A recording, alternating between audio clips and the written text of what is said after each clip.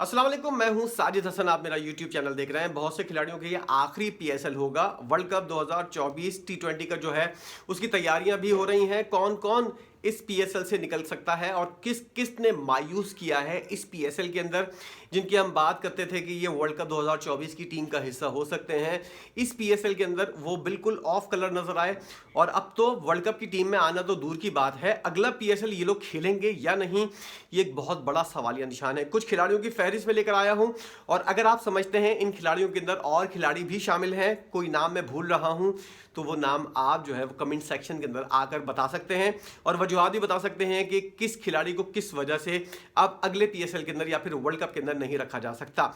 World cup के अंदर हम सबसे पहले बहुत ज़्यादा बात करते थे कि इमाद वसीम को जो है वर्ल्ड कप की टीम के अंदर हिस्सा होना चाहिए। हम पिछले 50 ओवर्स के वर्ल्ड कप के अंदर भी ये वाली बात करते हुए नजर आ रहे थे।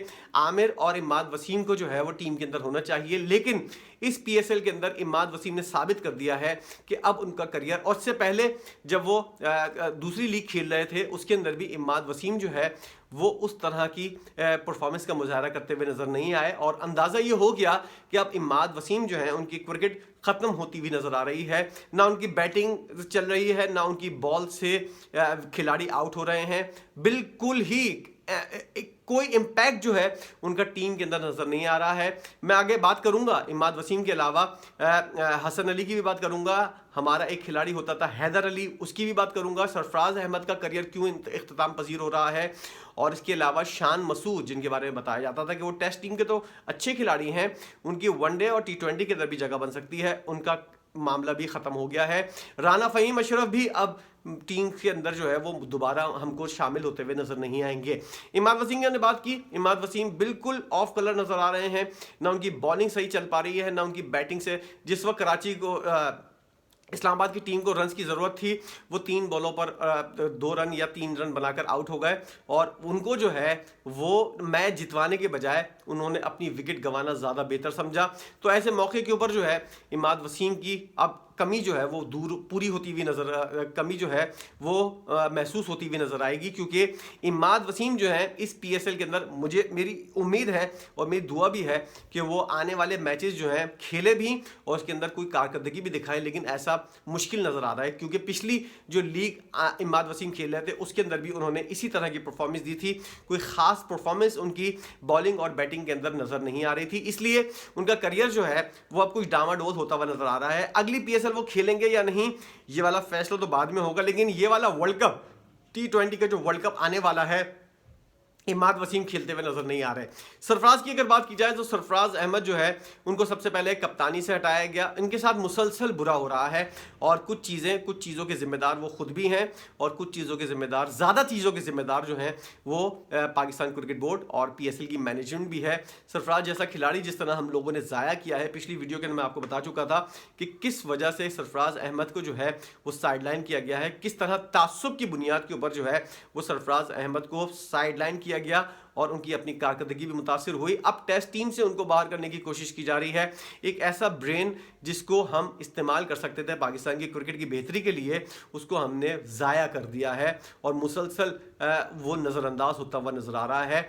उसको चाहिए कि आप पाकिस्तान क्रिकेट बोर्ड के अंदर कोई अच्छा कोई ऐसा ओहदा दें जो इस्तेमाल हो सके कप्तान को ग्रूम करने के लिए, कप्तान को अच्छे मुफीद मशवरे देने के लिए।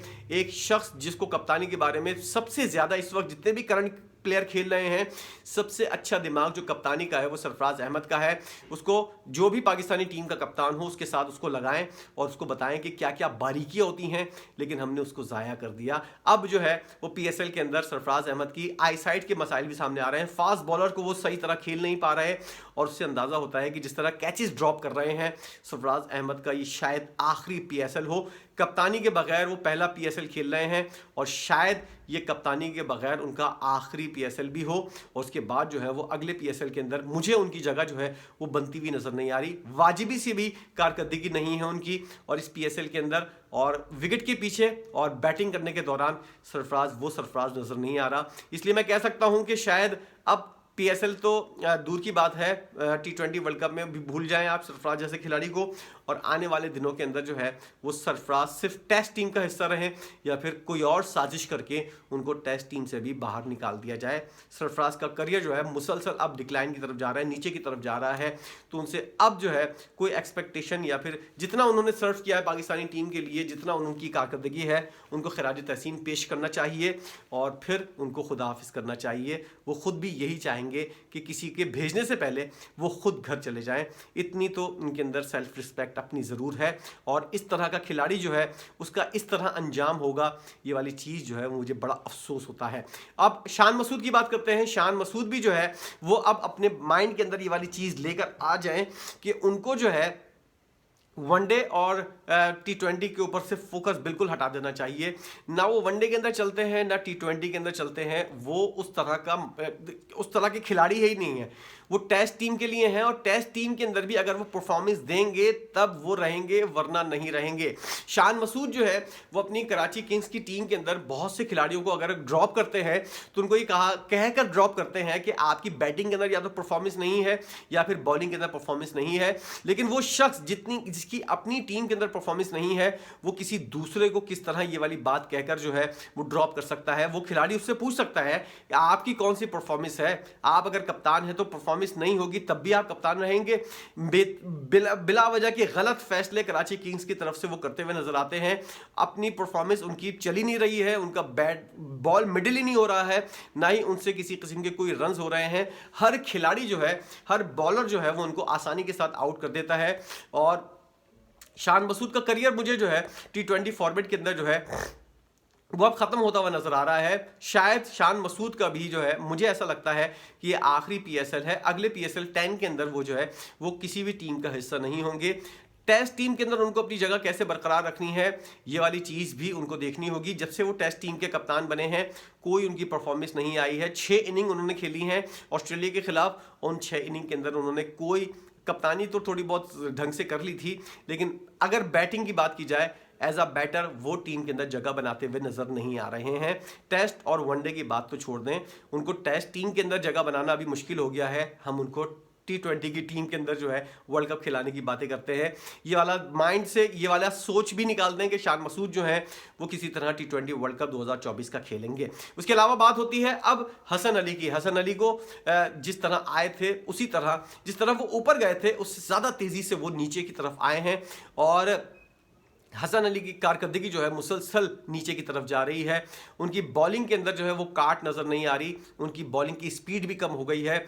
और पहले कहा जाता था कि हसन अली को जो है वो किसी भी पिच के ऊपर खिला दो वो विकेटें ले सकता है, और एज आ 2 सुपरस्टार के दरमियान एक पार्ट टाइम बॉलर जो है वो जिस तरह उसकी कारकर्दगी होती थी, जैसे कि नसीम शाह और शाहीन शाह अफरीदी या फिर शाहीन शाह अफरीदी और हारिस रऊफ के दरमियान इनका जो कॉम्बिनेशन है हसन अली का, ये चल जाता था। आमिर, और इसके अलावा जब हमने देखा चैंपियंस ट्रॉफी के अंदर मोहम्मद आमिर और दीगर खिलाड़ी, वहाब रियाज उस ज़माने में खेल रहे होते थे, शाहीन शाह खुद भी खेल रहे होते थे चैंपियंस ट्रॉफी के अंदर, और उसके अलावा और बहुत सारे जुनैद खान वाला ऑप्शन भी हमारे पास था। उसके अंदर ये वाला बॉलर जो है, हसन अली जैसा बॉलर जो है, वो 2-2 3-3 खिलाड़ियों को निकाल लेता था क्योंकि इसके ऊपर प्रेशर कम होता था। अभी अगर इनके पास कोई खिलाड़ी नहीं है पाकिस्तानी टीम के पास और हसन अली को डोमिनेट करने का मौका मिलता है तो वो बिल्कुल जो है ऑफ कलर हो जाता है। ये सुपरस्टार के साथ खेलने वाला खिलाड़ी है, इसको आप मुकम्मल तौर पर जो है बोझ नहीं डाल सकते फास्ट बॉलिंग का। और अगर कोई सुपरस्टार, कोई अच्छा बॉलर के साथ नहीं लगा हुआ हो, इसकी परफॉर्मेंस नहीं निकलनी। इसलिए हसन अली जो है वो अब उनकी परफॉर्मेंस के अंदर, उनकी बॉलिंग के अंदर जो है वो वाली बात भी नहीं है कि, और साथ में ये वाली चीज़ भी है कि पाकिस्तान के अंदर कोई ऐसा बॉलर इस वक्त कोई कॉम्बिनेशन बनता हुआ भी नज़र नहीं आ रहा है जिसके अंदर हसन अली की जगह बन सके। और इसके अलावा अब्बास आफरीदी, आमिर जमाल, इस तरह के ऑप्शन पाकिस्तान के पास आ गए हैं, तो हसन अली जो है वो अब ज़रा सा बाहर होते हुए नज़र आ रहे हैं। और इस बार मुझे लग रहा है हसन अली जो है ये भी अपनी आखिरी PSL या शायद अगली PSL 10 जो है वो हसन अली किसी तरह निकाल लें, लेकिन इस परफॉर्मेंस के साथ नेक्स्ट पीएसएल जो है वो हसन अली नहीं खेल सकते। अभी भी कुछ मैचेस बाकी है, हसन अली परफॉर्मेंस का मुजाहरा करें, कुछ विकेटें लें और अपनी जगह जो है वो अगली पीएसएल के अंदर पूरी करें। इस वर्ल्ड कप के अंदर तो उनकी जगह बनती हुई नजर नहीं आ रही। हैदर अली एक ऐसा खिलाड़ी जिसको जितने ज्यादा चांस मिले हैं उतना ही उसने मायूस किया है। अब हैदर अली जो है पीएसएल के अंदर भी बिल्कुल ऐसा खिलाड़ी नजर आ रहा है कि बगैर दांत का शेर, किसी किस्म की कोई परफॉर्मेंस नहीं है उसकी। उसको भी अगर हम माइंड से निकाल दें कि भाई अब इसका करियर जो है और इसको जो है वो चांस देना जो है वो बंद कर देना चाहिए, और खिलाड़ी भी मौजूद हैं उनको भी चांस देना चाहिए, तो ये ज़्यादा अच्छी बात होगी। हैदर अली को बहुत ज़्यादा चांस मिल गए हैं, उनसे नहीं हो पाएगा और नहीं हो रहा है। दूसरी बात, फ़हीम अशरफ को भी हमने बहुत ज़्यादा आजमाया, कभी वो चल जाते हैं कभी वो नहीं चल पाते। अब तो उन्होंने बिल्कुल ही चलना ख़त्म कर दिया है, इसलिए फ़हीम अशरफ की बॉलिंग और बैटिंग दोनों ही नीचे की तरफ जा रही हैं। पिछले कई अरसे से हमने तकरीबन साल से ज़्यादा उसको वॉच किया है और फ़हीम अशरफ की परफॉर्मेंस जो है मुसलसल नीचे जा रही है। नहीं वो संभल पा रहा है और ना ही उनसे कोई रन हो रहे हैं, ना ही उनसे विकेटें निकल रही हैं, और उनकी जो कारकर्दगी है वो सबकी समझ में आ गई है कि वो कितने पानी में हैं, किस हद तक वो ज़्यादा अच्छी बॉलिंग कर सकते हैं और कितनी डेप्थ के अंदर जाकर बैटिंग कर सकते हैं। उनको आउट करना, उनके जो गलतियां हैं उनकी वो जो है वो सारी एक्सपोज हो चुकी हैं, इसलिए उनको आउट करना भी कोई मुश्किल नहीं है और ना ही उनकी बॉल के ऊपर छक्का मारना कोई ऐसा मुश्किल काम है। कुछ 2-3 ऑप्शन हैं उनके पास बॉलिंग के, वही वो आजमाते रहते हैं और कोई ऐसी खास ना ही उनकी कोई स्पीड है जिसकी वजह से हम उनको कारगर बॉलर कह सकें।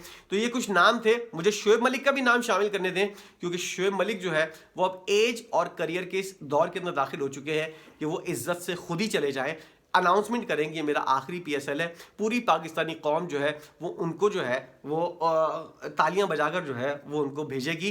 पाकिस्तान के अंदर यही चीज़ होती है कि जब तक धक्के मारकर बाहर नहीं भेजा जाए, जब तक कोई नहीं जाता। शोएब मलिक को चाहिए इज्जत से चले जाएं, इससे पहले कि और ज़्यादा मुतनाज़ा बने। इनकी बहुत सी चीज़ें अभी मुतनाज़ा बन रही हैं। अब शोएब मलिक से ना बॉलिंग हो रही है ना बैटिंग हो रही है। इज्जत से ये वाला पीएसएल अभी भी ऐलान कर दें कि ये मेरा लास्ट पीएसएल है, मैं अब अगले पीएसएल के अंदर ना ही पाकिस्तानी टीम के अंदर मैं अपने इंटरनेशनल करियर से रिटायरमेंट ले रहा हूं, तो इज्जत से वो चले जा सकते हैं। वरना फिर वही होगा, शोएब मलिक को बाहर निकालो वाले नारे जो है वो उनकी गूंज के अंदर अगर वो जाएंगे तो एक बहुत बड़ा सेटबैक होगा। एक इतना सीनियर खिलाड़ी इज्जत से चला जाए तो ज़्यादा बेहतर है। आप समझते हैं कि आपकी नज़र में कोई ऐसा नाम है जिसका ये लास्ट पीएसएल है और वो नाम जो T20 वर्ल्ड कप के अंदर शामिल नहीं हो सकता, तो ज़रूर बताइएगा। और कौन कौन से ऐसे खिलाड़ी हैं जो T20 वर्ल्ड कप के लिए अच्छी पोजीशन के अंदर है, वो शामिल हो सकते हैं, अगला पीएसएल में भी खेल सकते हैं, उनकी लिस्ट हम बाद में बनाएंगे। ये थे वो नाकाम खिलाड़ी, कामयाब खिलाड़ियों की लिस्ट हम बाद में बनाएंगे। इस लिस्ट के अंदर अगर आपको नाकाम खिलाड़ियों के अंदर कोई और नाम ऐड करना है तो ज़रूर ऐड कीजिएगा और वजूहात भी बताइएगा कि किस वजह से। वीडियो देखने का बहुत शुक्रिया।